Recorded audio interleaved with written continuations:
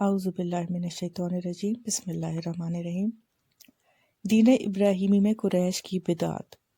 یہ تھے اہل جاہلیت کے عقائد و اعمال، اس کے ساتھ ہی ان کے اندر دین ابراہیمی کے کچھ باقیات بھی تھے، یعنی انہوں نے یہ دین پورے طور پر نہیں چھوڑا تھا۔ چنانچہ وہ بیت اللہ کی تعظیم اور اس کا طواف کرتے تھے، حج و عمرہ کرتے تھے، عرفات و مزدلفہ میں ٹھہرتے تھے اور ہدی کے جانوروں کی قربانی کرتے تھے۔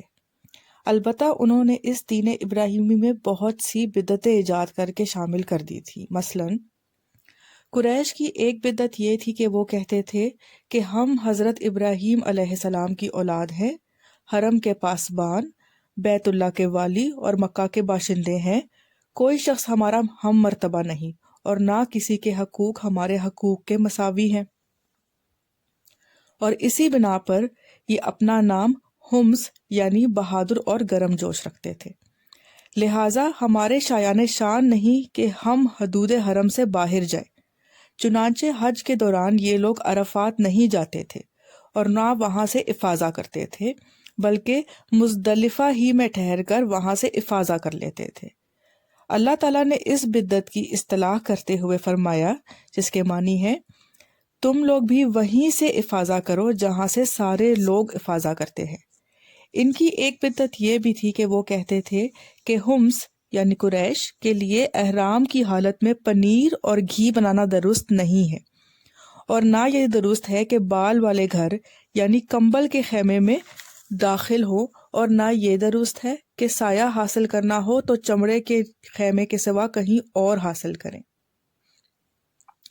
ان کی ایک بدعت یہ بھی تھی کہ وہ کہتے تھے کہ بیرون حرم کے باشندے حج یا عمرہ کرنے کے لیے آئیں اور بیرون حرم سے کھانے کی کوئی چیز لے کر آئیں تو اسے ان کے لیے کھانا درست نہیں۔ ایک بدعت یہ بھی تھی کہ انہوں نے بیرون حرم کے باشندوں کو حکم دے رکھا تھا کہ وہ حرم میں آنے کے بعد پہلا طواف ہمز سے حاصل کیے ہوئے کپڑوں ہی میں کریں۔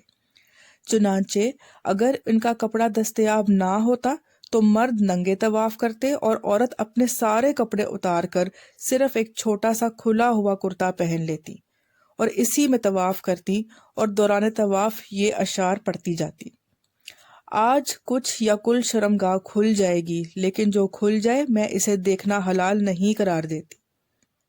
اللہ تعالیٰ نے اس خرافات کے خاتمے کے لیے فرمایا، جس کے معنی ہے اے آدم کے بیٹو، ہر مسجد کے پاس اپنی زینت اختیار کر لیا کرو۔ بہرحال اگر کوئی عورت یا مرد برتر اور معزز بن کر بیرون حرم سے لائے ہوئے اپنے ہی کپڑوں میں طواف کر لیتا تو طواف کے بعد ان کپڑوں کو پھینک دیتا، ان سے نہ خود فائدہ اٹھاتا نہ کوئی اور۔ قریش کی ایک بدعت یہ بھی تھی کہ وہ حالت احرام میں گھر کے اندر دروازے سے داخل نہ ہوتے تھے، بلکہ گھر کے پچھواڑے ایک بڑا سا سوراخ بنا لیتے اور اسی سے آتے جاتے اور اپنے اس اجڑ پنے کو نیکی سمجھتے تھے۔ قرآن کریم نے اس سے بھی منع فرمایا۔ یہی دین یعنی شرک و بت پرستی اور توہمات و خرافات پر مبنی عقیدہ و عمل والا دین عام اہل عرب کا دین تھا۔ اس کے علاوہ جزیرۃ العرب کے مختلف اطراف میں یہودیت، مسیحیت، مجوسیت اور سابیت نے بھی درآنے کے موقع پا لیے تھے، لہٰذا ان کا تاریخی خاکہ بھی مختصراً پیش کیا جا رہا ہے۔ جزیرۃ العرب میں یہود کے کم از کم 2 ادوار ہیں۔ پہلا دور اس وقت سے تعلق رکھتا ہے جب فلسطین میں بابل اور آشور کی حکومت کی فتوحات کے سبب یہودیوں کو ترک وطن کرنا پڑا تھا۔ اس حکومت کی سخت گیری اور بخت نصر کے ہاتھوں یہودی بستیوں کی تباہی و ویرانی، ان کے ہیکل کی بربادی اور ان کی اکثریت کی ملک بابل کو جلاوطنی کا نتیجہ یہ ہوا کہ یہود کی ایک جماعت فلسطین چھوڑ کر حجاز کے شمالی اطراف میں آ بسی۔ دوسرا دور اس وقت شروع ہوتا ہے جب ٹائٹس رومی کی زیر قیادت 70 عیسوی میں رومیوں نے فلسطین پر قبضہ کیا۔ اس موقع پر رومیوں کے ہاتھوں یہودیوں کی داروگیر اور ان کے ہیکل کی بربادی کا نتیجہ یہ ہوا کہ متعدد یہودی قبیلے حجاز بھاگ آئے اور یثرب یعنی مدینہ، خیبر اور تیمہ میں آباد ہو کر یہاں اپنی باقاعدہ بستیاں بسا لی اور قلعے گڑیاں تعمیر کر لیں۔ ان تارکین وطن یہود کے ذریعے عرب باشندوں میں کسی قدر یہودی مذہب کا بھی رواج ہوا، اور اسے بھی ظہور اسلام سے پہلے اور اس کے ابتدائی دور کے سیاسی حوادث میں ایک قابل ذکر حیثیت حاصل ہو گئی۔ ظہور اسلام کے وقت مشہور یہودی قبائل یہ تھے: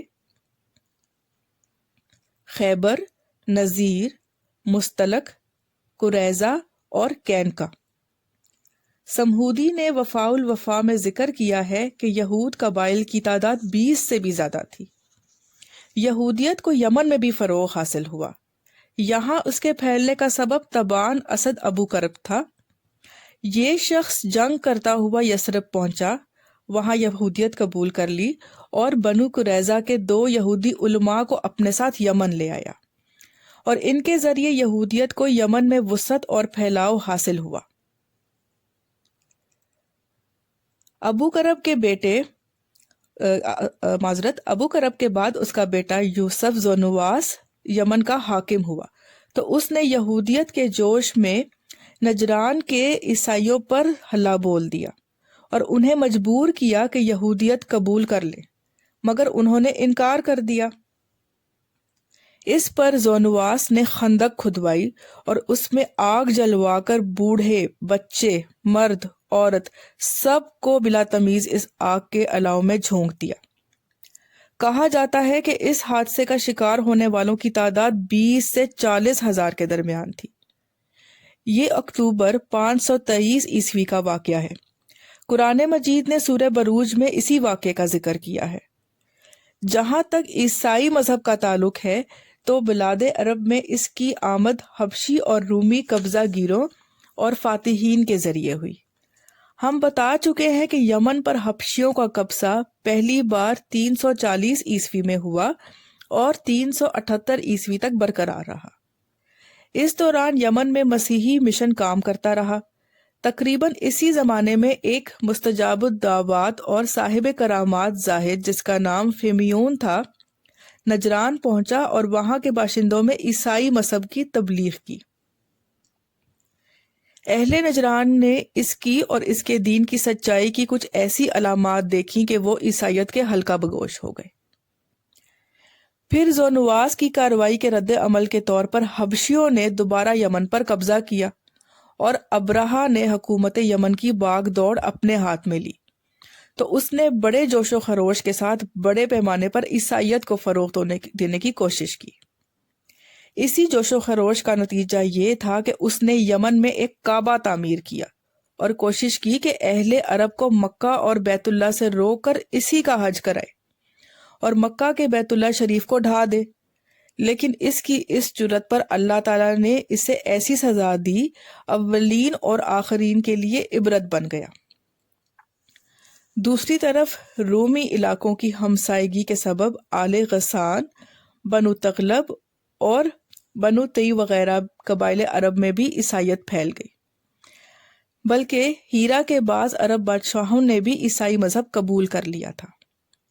جہاں تک مجوسی مذہب کا تعلق ہے تو اس سے زیادہ تر اہل فارس کے ہمسایہ عربوں میں فروغ حاصل ہوا تھا، مثلاً عراق، عرب، بحرین، حجر اور خلیج عربی کے ساحلی علاقے۔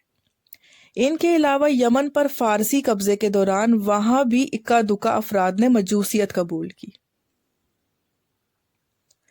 باقی رہا سابی مذہب، تو عراق وغیرہ کے آثار قدیمہ کی کھدائی کے دوران جو کتبات برآمد ہوئے ہیں ان سے پتہ چلتا ہے کہ یہ حضرت ابراہیم علیہ السلام کی کلدانی قوم کا مذہب تھا۔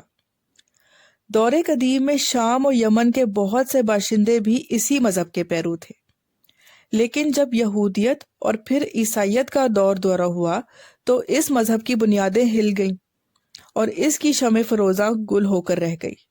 تاہم مجوس کے ساتھ خلط ملط ہو کر ان کے پڑوس میں عراق اور عرب اور خلیج عربی کے ساحل پر اس مذہب کے کچھ نہ کچھ پیروکار باقی رہے۔